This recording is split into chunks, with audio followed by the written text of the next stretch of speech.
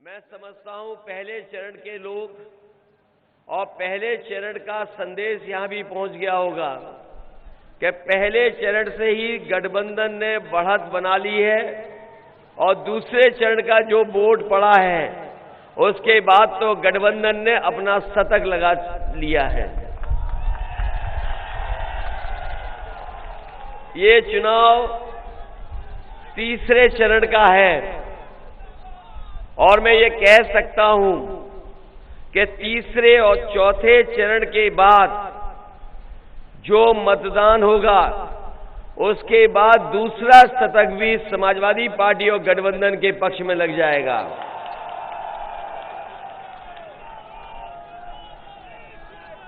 और जो लोग गर्मी निकालते फिर रहे हैं,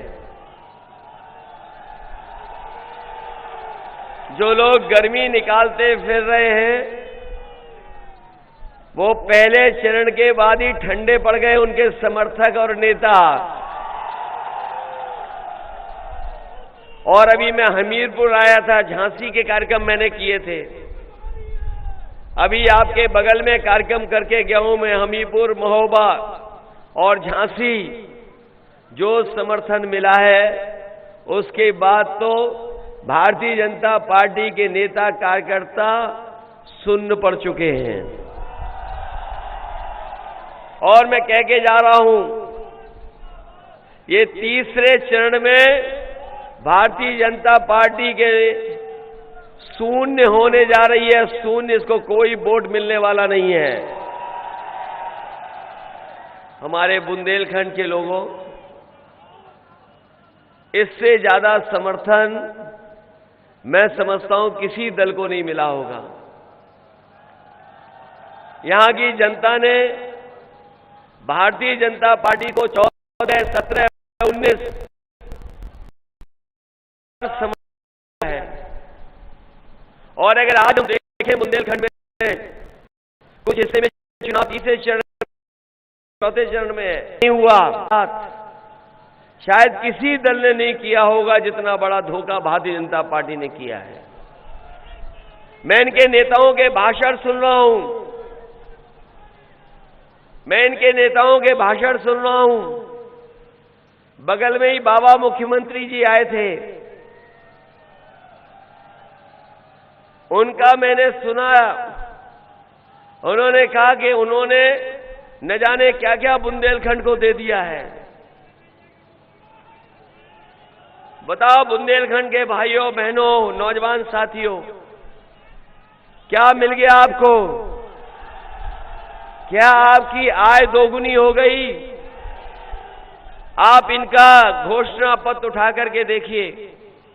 हमारे पत्रकार साथी जानते होंगे, ये वही लोग हैं जो कह रहे थे कि किसानों की 2022 तक आय दोगुनी हो जाएगी। बताएं हमारे किसान भाई, आय किसी की दोगुनी हो गई हो? और जो सरकारी खरीद में जो कीमत मिलनी चाहिए थी आपकी फसल को, एमएसपी, ये सरकार एमएसपी भी नहीं दिलवा पाई। धान की लूट हो गई और कमाई आदि कर दी।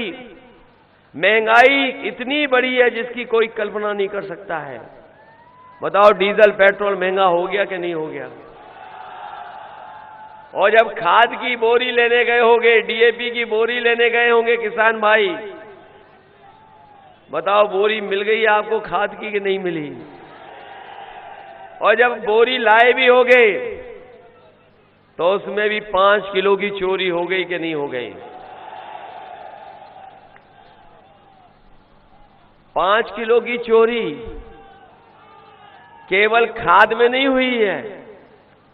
याद कीजिए, आपके ऊपर 2017 में नोटबंदी कर करके बताओ आपके पैसे को बैंकों में जमा करा लिया और बाद में बैंकों से बड़े बड़े उद्योगपति पैसा लेकर के भाग गए कि नहीं भाग गए?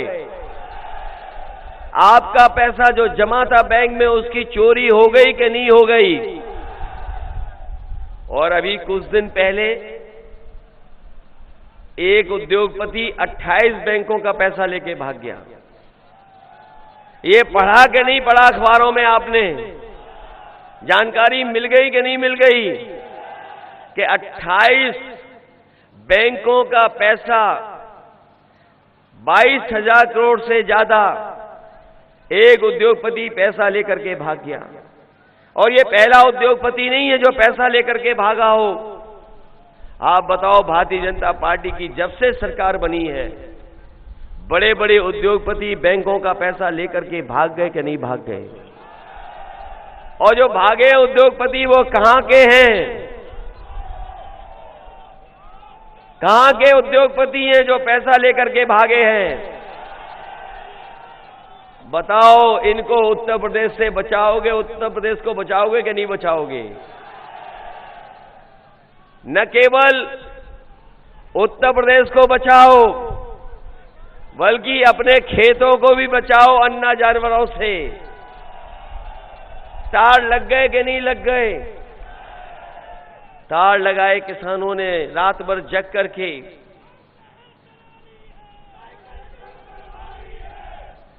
तार लगाने पड़े, किसानों को रखवाली करनी पड़ रही है।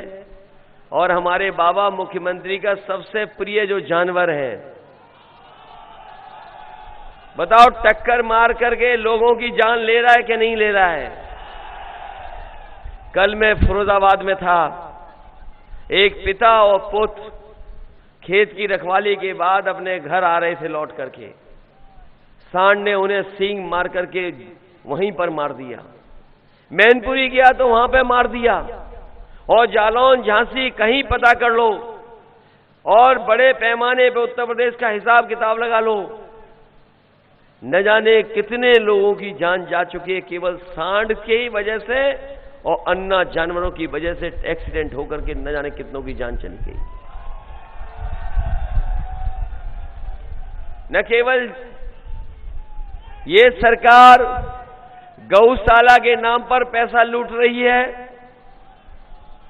गौशाला में भूखी हमारी गाय मां, बताओ भूखी है कि नहीं है?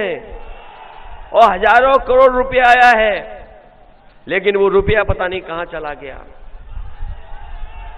न जाने कहां ले गए रुपया।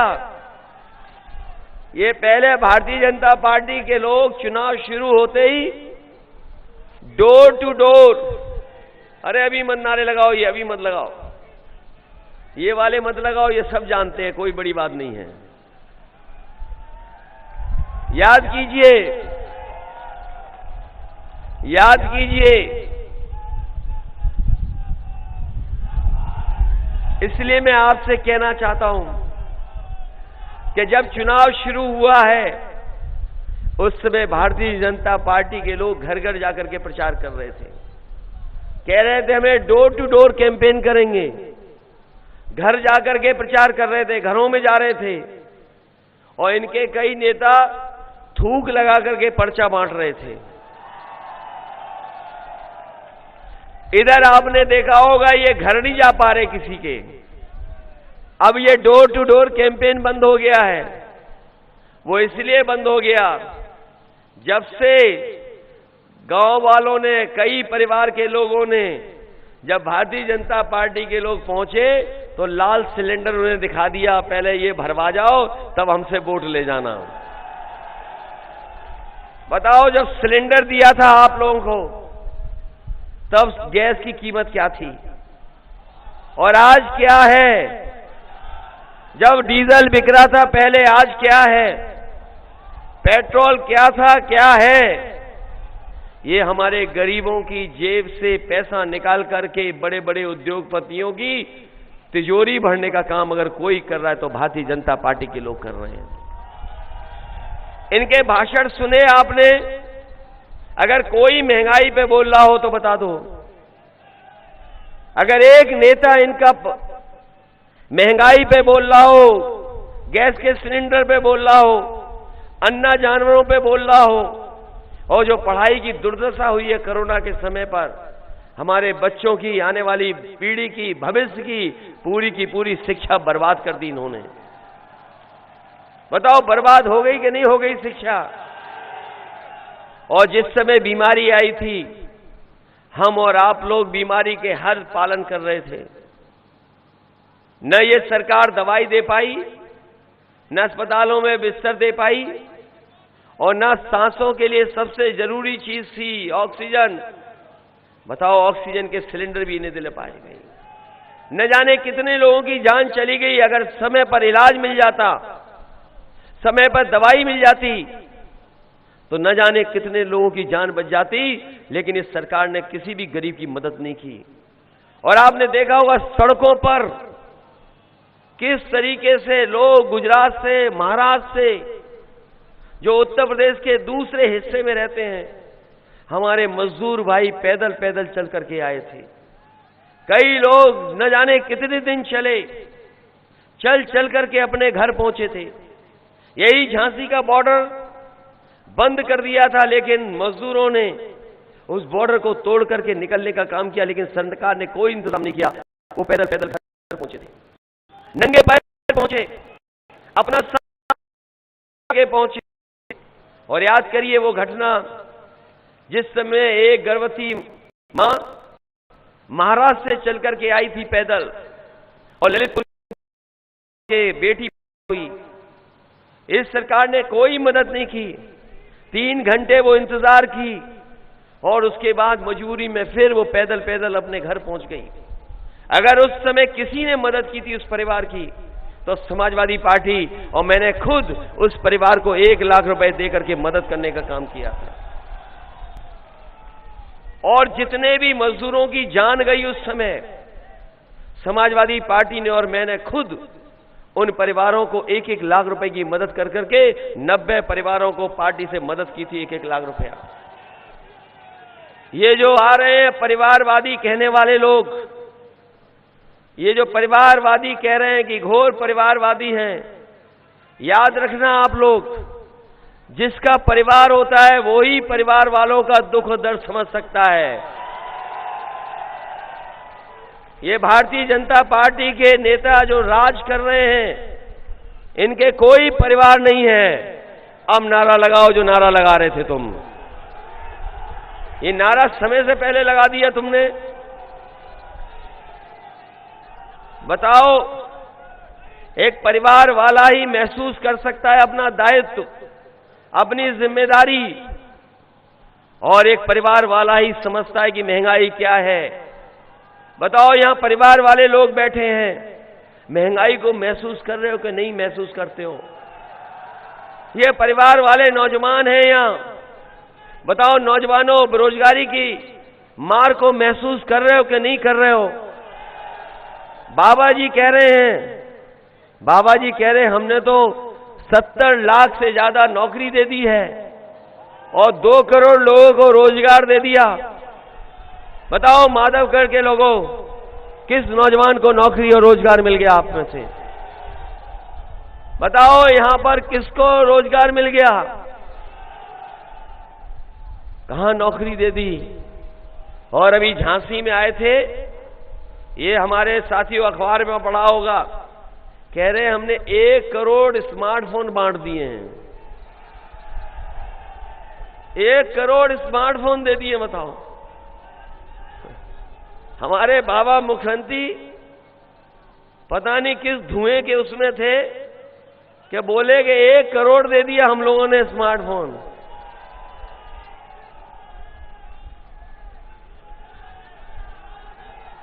एक करोड़ स्मार्टफोन कहां मिल गया? बताओ माधवगढ़ के नौजवानों, किसको मिल गया आपको? न लैपटॉप दिया, न टैबलेट दी, और न स्मार्टफोन दिया। और वो देते भी क्यों आपको? बाबा जी खुद कंप्यूटर नहीं चला पाते हैं। ये जो डिजिटल इंडिया का सपना दिखा रहे थे, ये भारत डिजिटल नहीं बन पाया, हमारा देश डिजिटल नहीं बन पाया। ये नौजवान जानते होंगे, हमारा देश नहीं डिजिटल बन पाया। लेकिन व्यापार करने वाले अमेरिका की बड़ी बड़ी कंपनियां समझ गई कि कारोबार कैसे किया जाता है। हमारा देश नहीं बढ़ा। बीजेपी के लोगों ने हमारे अपने देश को नहीं बढ़ाया, बड़ा बड़ा कारोबार और लोगों को दे दिया। और वो कारोबार इस हद तक कर रहे हैं कि आज अगर जानकारी करोगे मोबाइल के माध्यम से, जो सामान लेना चाहो वो मिल जाएगा, और साथ में कंडे भी बेच रहे हैं। सोचो आप, अमेरिका की कंपनी कंडे बेच रही है और हमारे नौजवान सड़कों पर बिना डिग्री अच्छी लेकर के ऐसे ही भटक रहे हैं। सोचिए आप, ये बीजेपी के लोग ले कहां जा रहे हैं? इनसे अच्छा झूठ कोई नहीं बोल सकता, इनसे बढ़िया झूठ कोई नहीं बोल सकता जो भारतीय जनता पार्टी के लोग झूठ बोलते हैं। इनके छोटे नेता छोटा झूठ बोल रहे हैं, बड़े नेता बड़ा झूठ बोल रहे हैं, और जो सबसे बड़े नेता हैं वो सबसे बड़ा झूठ बोल रहे हैं। ये मानते हो कि नहीं मानते हो? फेंकू नहीं, झूठे हैं। इनके बड़े नेता कैसा कैसा झूठ बोल रहे हैं, सोचो। और याद कीजिए किसान भाइयों, मैं संकल्प लेना शुरू किया था, अन्न संकल्प ले रहा था मैंने अन्न संकल्प लिया और मैंने बहुत सारे लोगों को अन्न संकल्प भी दिलवाया। मैंने कहा कि किसानों के सम्मान में, किसानों की मदद के लिए हम ये लगातार अन्न संकल्प ले रहे हैं, और इसलिए अन्न संकल्प ले रहे हैं कि उत्तर प्रदेश से हम चाहते हैं हमारे किसान और गरीब भारतीय जनता पार्टी को हराएं और हटाएं भी, जिससे हमारा उत्तर प्रदेश खुशहाली के रास्ते पे जाए। लेकिन बुंदेलखंड, यहां पर जो समस्याएं हैं पलायन की है, यहां तमाम लोगों को नौकरी रोजगार नहीं है, बाहर जाना पड़ रहा है। यहां पर पानी का इंतजाम सही हो, पानी के साथ साथ अन्ना जानवरों की समस्या का समाधान हो। इसलिए समाजवादी पार्टी ने, हम सब लोग तय कर करके आए हैं कि आने वाले समय में जब समाजवादी सरकार बनेगी तो घरेलू बिजली का बिल 300 यूनिट माफ होगा, कोई बिल नहीं देना पड़ेगा। आप बताइए, जब बिजली का बिल आता है तो करंट लगता है कि नहीं लगता है? और बाबा जी ने कितनी महंगी कर दी बिजली। और किसान भाइयों, सिंचाई के लिए जो बिजली इस्तेमाल करोगे, सिंचाई के लिए एक भी पैसा नहीं लगेगा, सिंचाई भी माफ होगी आपकी। हमारे किसानों के लिए कोई लोन लेगा तो इंटरेस्ट फ्री लोन होगा, उनमें कोई भी इंटरेस्ट नहीं लगेगा किसानों को अगर वो किसान लोन लेते हैं। अभी तक समाजवादी पार्टी ने 500 रुपया महिलाओं को दिया था, पेंशन दिया था, और पेंशन 500 रुपए दे रहे थे। लेकिन आने वाले समय में समाजवादी पार्टी ने तय किया है, महंगाई बढ़ी है, इसलिए 500 रुपए पेंशन नहीं, 3 गुना कर करके 1500 रुपया और साल का 18,000 रुपया पेंशन देने का काम समाजवादी सरकार में होगा। मैं अपनी बहनों को कह के जा रहा हूं, आगे पढ़िए, पढ़ाई करिए, और कन्या विद्याधन भी उन्हें 36,000 रुपए देने का काम समाजवादी सरकार में होगा। हमारे जो गरीब किसान हैं, जो हमारे किसान हैं जिन्हें खाद नहीं मिल पाई, इसलिए समाजवादी पार्टी ने तय किया है कि 2 बोरी डीएपी और 5 बोरी यूरिया उनको देने का काम समाजवादी सरकार में फ्री होगा, कोई पैसा नहीं लगेगा।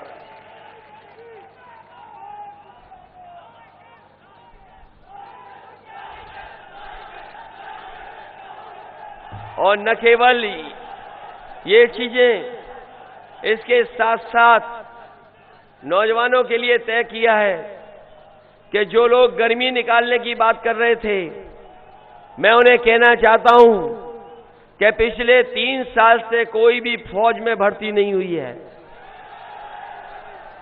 इसलिए समाजवादी सरकार बनेगी तो फौज की नौकरी और पुलिस की नौकरी का भी इंतजाम समाजवादी पार्टी की सरकार में होगा। साथ ही साथ 11 लाख पद खाली हैं सरकार के, 11 लाख पदों को भी भरने का काम समाजवादी सरकार में होगा, जिससे नौजवानों का भविष्य बन जाए। मुझे याद है कि जिस समय नेताजी की सरकार थी तो आपके जिले को मेडिकल कॉलेज मिला था। समाजवादी सरकार जब दोबारा बनी तो उस मेडिकल कॉलेज को और अच्छा किया गया। कम से कम बच्चे पढ़ लिख करके डॉक्टर बन जाएं और आसपास के गरीबों को कहीं और न जाना पड़े, इलाज यहीं मिल जाए। लेकिन भारतीय जनता पार्टी की 5 साल की सरकार ने आपके मेडिकल कॉलेज को भी बर्बाद कर दिया। इलाज नहीं, डॉक्टर नहीं, नर्सें नहीं, वार्ड बॉय नहीं, पता नहीं क्या करते रहे 5 साल। और जो गरीबों की एम्बुलेंस थी, गांव में भी अगर फोन मिलाते थे तो एम्बुलेंस वही पहुंचती थी जो समाजवादी सरकार की थी, लेकिन एम्बुलेंस को भी बर्बाद कर दिया। बताओ, एम्बुलेंस के ड्राइवरों का भी कोई इंतजाम नहीं किया। मैं आपसे कह के जा रहा हूं, समाजवादी सरकार बनेगी तो कम समय में एम्बुलेंस आपके गांव में घर पर मदद करने के लिए पहुंच जाए।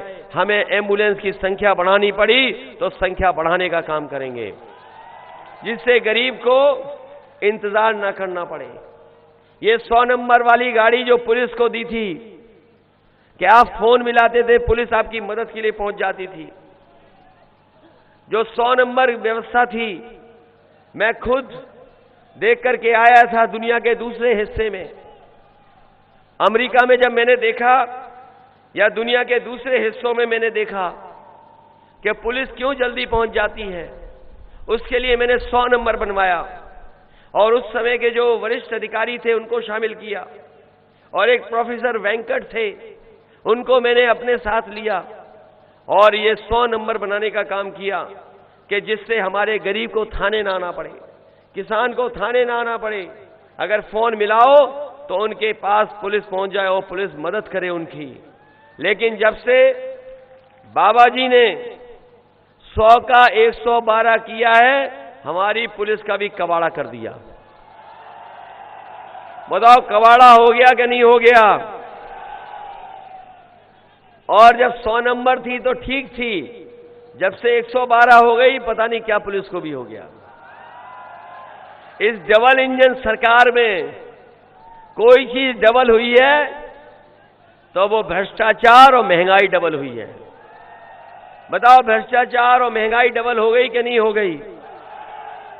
और ये लोग जो कानून व्यवस्था के बारे में कहते हैं, कानून व्यवस्था समाजवादी आएगी तो कानून व्यवस्था खराब हो जाएगी। बताओ, बाबा मुख्यमंत्री पे मुकदमे हैं कि नहीं थे। हम पे एक मुकदमा हो तो बता दो आप। और अपने जीवन में जो हमारा पहला मुकदमा लगाया वो भी बाबा मुख्यमंत्री ने लगाया। वो भी कौन सा मुकदमा लगा? जब हम किसानों के आंदोलन में शामिल होने जा रहे थे तो कोरोना वाली धारा लगा दी हम पे भी। बताओ कैसे बाबा मुख्यमंत्री है और उनके ऊपर कौन कौन से मुकदमे, कभी सोचा आपने? और इनकी सरकार तो ऐसी है, इनकी सरकार तो ऐसी है कि जहां पर एक पुलिस कप्तान आईपीएस फरार है। बताओ, फरार है कि नहीं आईपीएस? ये महोबा में था आईपीएस और आईपीएस फरार है, अभी तक नहीं पकड़ा गया। और क्यों नहीं पकड़ा गया? क्योंकि उसके गुजरात से संबंध है, इसलिए वो आईपीएस आज तक नहीं पकड़ा गया। आप जानकारी कर लेना, पता कर लेना कि वो आईपीएस इसलिए फरार है क्योंकि गुजरात से उसके संबंध हैं। और बताइए, कभी भी कोई माफिया क्रिकेट खेल सकता है? जो 25,000 इनामी हो वो बताओ क्रिकेट खेल रहा, 25,000 इनामी क्रिकेट खेल रहा। इसलिए मैं आपको भरोसा दिला के जा रहा हूं, आप सूची उठा करके देख लो, सबसे ज्यादा आपराधिक मुकदमे वाले प्रत्याशी अगर किसी पार्टी में हैं तो वो भारतीय जनता पार्टी में है। मैं तो अपने पत्रकार साथियों से कहूंगा, आप जानकारी कर लो, सबसे ज्यादा आपराधिक मुकदमे वाले अगर कहीं है तो वो भारतीय जनता पार्टी में है। और ऐसी सरकार है जिन्होंने किसानों की जान ले ली, 750 किसानों की जान ली सरकार ने। जिस समय 3 काले कानून लागू किए थे, मैं अपने किसान भाइयों से कहूंगा, कि अन्न संकल्प के साथ साथ अपनी मिट्टी की भी, खेत की मिट्टी की भी कसम खाइए, क्योंकि भाजपाई अगर आ गए तो ये जमीन भी बेच देंगे और आपके खेत भी बेच देंगे। ऐसे कानून लेकर के आ जाएंगे। जो कानून आए थे जो तीन काले कानून लाए गए थे, उनके खिलाफ जब किसान खड़ा हो गया और लगातार संघर्ष किया, ये भारतीय जनता पार्टी के वो लोग हैं जिन्होंने कीलें लगवाई, ये वो लोग हैं जिन्होंने बोल्डर लगवाए, उन्होंने पुलिस लगा दी। अगर वो ट्रैक्टर से निकलता था तो ट्रैक्टर पे एफआईआर हो जाती थी, अगर वो ट्रैक्टर में डीजल भराने जाता था तो डीजल नहीं भरते थे।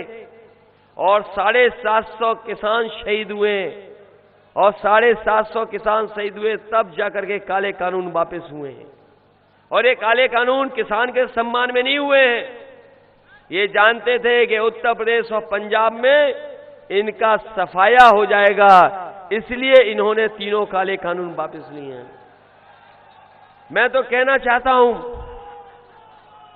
कि ये भारतीय जनता पार्टी के लोग और भारतीय जनता पार्टी के प्रत्याशी अगर कान पकड़ करके भी 700 बार उठक बैठक लगाएंगे, तब भी ये किसान इन भारतीय जनता पार्टी को माफ करने वाले नहीं हैं। बताओ किसान भाइयों, माफ कर दोगे? मुझे खुशी है उस बात की। मैं बधाई देता हूं पंजाब के किसानों को कि वो किसान उनकी सभा में नहीं आए, खाली कुर्सियां पड़ी रहीं, कोई पहुंचा नहीं किसान। बताओ किसानों को, किसान जो शहीद हुए 750, ये सरकार को कभी माफ कर सकते हैं? इस बार किसान ने तय किया है, जैसा पहले चरण और दूसरे चरण में हुआ है, किसान ने इन्हें माफ नहीं किया है, पूरा का पूरा साफ कर दिया इस बार इनको। यहां भी सुनने में आया, एक बेटी के लापता हुई 2 दिन पहले, एक बच्ची 2 दिन पहले लापता हुई। बताओ, बाबा मुख्यमंत्री झांसी में सो रहे थे, ये झांसी में सो रहे थे यहीं पर, और लापता हो गई, और आज सुनने में आया कि उसकी लाश मिली है। कौन जिम्मेदार है? अगर कोई जिम्मेदार है उसके लिए तो बाबा मुख्यमंत्री जिम्मेदार है। और ये मैं नहीं कहता आंकड़े उठा लो, हम तो कहेंगे पत्रकार साथियों, आप भी ईमानदार बन जाओ, कभी कभी आंकड़े दिखाया करो कि सबसे ज्यादा असुरक्षित देश में महिलाएं कहीं हैं तो वो उत्तर प्रदेश में हैं। सबसे ज्यादा असुरक्षित महिलाएं अगर कहीं हैं तो उत्तर प्रदेश में हैं। सबसे ज्यादा घटनाएं महिलाएं और बेटियों बहनों के ऊपर कहीं हो रही तो उत्तर प्रदेश में हो रही हैं। देश में जो शिकायतें हो रही हैं उसमें 50% शिकायतें महिलाओं की केवल उत्तर प्रदेश से है। ये बताएं आखिरकार कौन जिम्मेदार है इसके लिए? ये भारतीय जनता पार्टी की सरकार जिम्मेदार है। इनकी शक्लें देखी, भाषा बदल गई। बताओ कौन खिसिया जाता है? आप तो इन बातों को जानते हो कि कौन खिसियाता है? जो हारने लगता है। इनकी भाषा देखी, कहां की भाषा इस्तेमाल कर रहे हैं? अरे बहन, ये क्यों? मैं जानता हूं 5 साल आप लड़ती नहीं, बाबा मुख्यमंत्री से आपकी मदद नहीं की। बीएड टेट वालों की मदद समाजवादी पार्टी करेगी सरकार बनने पर, और आपने हमारा घोषणा पत्र भी पढ़ लिया होगा कि बीएड और टेट वालों की नौकरी का इंतजाम भी समाजवादी सरकार में होगा।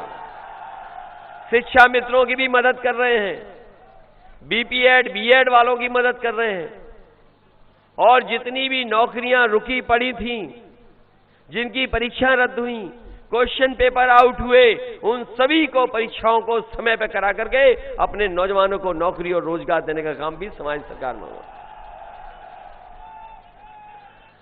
इसलिए किसान भाइयों, मिट्टी की कसम खाइए कि भारतीय जनता पार्टी का उत्तर प्रदेश से सफाया करेंगे। बताओ सफाया करोगे कि नहीं करोगे? अगर हमें बुंदेलखंड के लिए अलग से, क्योंकि ये क्षेत्र ऐसा है बुंदेलखंड का जो दलहन तिलहन के लिए, यहां की मिट्टी भी ऐसी है, कि हमारे उत्तर प्रदेश ही नहीं बल्कि देश के लोगों को कड़वा तेल से लेकर के और सुविधाएं दी जाएं किसानों को, तो ये पूरा का पूरा तेल की समस्या और दालों की समस्या का समाधान कर सकता है। मैंने झांसी में भी कहा, हमीरपुर में भी कहा, महोबा में भी कहा। इधर आपने देखा होगा कि भारतीय जनता पार्टी विदेशी लोगों की मदद कर रही है, उद्योगपतियों की मदद कर रही है, जिससे कि आपको मिलावट का तेल खाना पड़ रहा है, रिफाइंड वाला जो दूसरे देश से आ रहा है, पानी के जहाज से आता है, मिलावट कर करके आपको अच्छा प्रचार दिखा करके लोगों को बांटने का काम हो रहा है। मैं ये कहना चाहता हूं कि बुंदेलखंड में बहुत बड़ी संभावनाएं हैं। मैंने हमीरपुर में भी कहा, झांसी में भी कहा, ललितपुर में भी कहा, महोबा में भी कहा, और मैं आपसे कह के जा रहा हूं कि अगर हमें सरसों की कीमत, अगर किसानों को एमएसपी देनी पड़ी, सरसों की कीमत अच्छी देनी पड़ी तो देंगे, फसलों की एमएसपी देनी पड़ी तो देंगे, और साथ ही साथ सरसों के तेल के कारखाने को लगाने के लिए सरकार से 100, 200, 300 करोड़ भी देना पड़ेगा, तो देकर के हम अपने बुंदेलखंड के लोगों को उनकी फसल की कीमत और सरसों के तेल का कारखाना लगाने का काम करेंगे। ये क्षेत्र वो है जो तिल और तिल का तेल और सरसों के तेल के लिए बहुत ही संभावनाएं हैं। अगर यहां पर हम लोग लगा के दिखा गए तो न केवल उत्तर प्रदेश का बाजार बल्कि देश के बाजार में भी यहां का सरसों का तेल पहुंच करके हमारे किसानों की मदद होने का काम होगा। हमें अगर और भी सुविधाएं देनी पड़ी, चाहे हमें डेयरी की सुविधा देनी पड़ी, कुछ बुंदेलखंड के हिस्से में ऐसे हैं जो डैम है, तालाब है, जहां पर मछली पालन हो सकता है, अगर उसको बढ़ावा देने का काम करना पड़ा तो उसका भी देने का काम करेंगे। उत्तर प्रदेश लगभग 2.5-3 करोड़ अंडे खाता है प्रतिदिन। उत्तर प्रदेश में 2.5 करोड़ 3 करोड़ तक अंडे खाए जाते हैं प्रतिदिन। अगर मुर्गी पालन का और बकरी पालन का भी काम बढ़ाना पड़ा तो इंटरेस्ट फ्री पैसा दे करके हम उसको मदद करने का काम करेंगे। इसलिए आप सबसे निवेदन करता हुआ, अपील करता हुआ कि समाजवादी पार्टी और गठबंधन के प्रत्याशियों की मदद करना। आपके मंच पर जो समाजवादी पार्टी के प्रत्याशी हैं, विनोद चतुर्वेदी जी हैं, इनकी भी मदद करना। आज आखिरी दिन है चुनाव का, इसलिए हम आपसे निवेदन करने आए कि विनोद चतुर्वेदी जी को जिताइए। दयाशंकर वर्मा जी पहले भी विधायक रह चुके, इनकी जिताइए। और आपके नौजवान साथी राघवेंद्र प्रताप जी हैं, इनकी भी मदद करिए। और अगर हमें विकास के लिए, आपके क्षेत्र के लिए विशेष योजनाएं चलानी पड़ी तो हम लोग चलाने का काम करेंगे। स्वास्थ्य के क्षेत्र में चाहे एम्बुलेंस बढ़ानी पड़े, गरीब का इलाज करना पड़े, सरकार में इलाज कराने का काम होगा। वहीं शिक्षा के क्षेत्र में सुधारने के लिए, जैसे पहले समाजवादियों ने लैपटॉप बांटे थे, फिर पढ़ने वाले बच्चों को हम लोग लैपटॉप दे करके उनको आगे पढ़ाई पर ले करके जाएंगे। पुलिस की व्यवस्था के लिए चाहे हमें 100 नंबर वाली गाड़ी दुगनी करनी पड़ी, कानून व्यवस्था को ठीक करने के लिए अगर हमें 100 नंबर वाली गाड़ी जो भाजपा ने और बाबा जी ने कबाड़ा कर दी हैं, अगर हमें दुगनी भी करनी पड़ेंगी तो कानून व्यवस्था के लिए और गरीब को न्याय मिल जाए उसके लिए हम दुगनी गाड़ी करने का काम भी करेंगे। यहां पर खेल की प्रतिभा को बढ़ाने के लिए, क्योंकि बुंदेलखंड यही झांसी, न केवल झांसी रानी लक्ष्मीबाई जी की वजह से जाना जाता है, बल्कि इसलिए भी जाना जाता है कि यहां पर ध्यानचंद ने रह करके हॉकी का पूरा जो नाम दुनिया में किया है उसको कोई भूल नहीं सकता। इसलिए खेल के लिए भी अगर हमें बढ़ावा देना पड़ेगा तो खेल को लेकर के सुविधाएं देने का भी काम करना पड़ेगा, तो खेलों की सुविधा देने का काम भी समाजवादी सरकार में होगा। और आपने देखा होगा जब समाजवादी सरकार थी तो दुनिया के सबसे खराब सड़क जो कालपी से हमीरपुर थी, अगर किसी ने बनाई थी तो समाजवादी लोगों ने बना करके तैयार की थी। उरई जालौन वाली और जितनी सड़कें बन रही थी समाजवादियों की समय दी गई थी, आज भी ये लोग पूरी नहीं कर पाए। इससे सड़कों का भी निर्माण होगा। और बड़ा बिजली का प्लांट लग रहा था जो हम लोगों ने लगाया था, सूरज से सोलर बिजली का प्लांट जालौन में भी इसी जिले में सबसे ज्यादा लगा था। अगर भविष्य में भी हमें अपने गरीबों के लिए जहां 300 यूनिट माफ की है, अगर कुछ गांव में पूरे के पूरे गांव चाहेंगे सोलर से बिजली के लिए, तो वो भी बनाने का काम करेंगे, जिससे उन्हें बिजली मिल जाए। चाहे अपनी चक्की चला लें, चाहे पानी का इंतजाम कर लें, या घर की बिजली ले लें, एक भी बिल नहीं आएगा। जैसा हमने कन्नौज और बहुत सारी जगह किया था। जब देश के जो राष्ट्रपति रहे थे कलाम साहब, उन्होंने आकर के उद्घाटन किया था। अगर कुछ गांव में इस तरह की संभावनाएं होंगी तो वो भी करने का काम समाजवादी लोग करेंगे। वहीं हम आपको भरोसा दिला के जा रहे हैं, जहां किसान के सम्मान में हम लोग किसान के सम्मान में भी कोई न कोई स्मारक बनाएंगे, वहीं शहीद स्मारक भी बनवाने का काम भी समाजवादी सरकार में होगा, जिससे आने वाली पीढ़ी प्रेरणा ले सके कि किसान और हमारा जवान जो सेवा कर रहा है सीमा पर, उसके लिए माधवगढ़ में शुगर मिल, जहां पर अगर संभावनाएं होंगी शुगर मिल की तो हम मदद करेंगे। लेकिन मैं जैसा कह के जा रहा हूं आपसे, यहां सबसे ज्यादा संभावनाएं अगर किसी की हैं तो यहां दलहन तिलहन की है। और अगर सरकार का कारखाना लग जाए या सरकार की तरफ से ऐसी सुविधा मिल जाए कि कोई कारखाना लगा दे, तो शायद उत्तर प्रदेश ही नहीं बल्कि देश में दलहन और तिलहन के लिए ये बुंदेलखंड जाना जाएगा। उसके लिए हमें कोई भी पैसा खर्च करना पड़ेगा, हम खर्च कर करके बुंदेलखंड के किसानों को आगे बढ़ाने का काम करेंगे। और अगर हमें सुविधाएं देनी पड़ेंगी उनकी फसल के लिए, कभी कोई और भी फसल होगी मटर से लेकर के, और जो किसानों को सुविधा देनी पड़ेगी, उस सुविधा देने का काम भी समाजवादी सरकार में होगा। तो बताइए आप लोग मदद करोगे कि नहीं करोगे? माधवगढ़ वाले अभी तो जीत के दिखाओ, साइकिल चलाओगे इस बार के नहीं चलाओगे?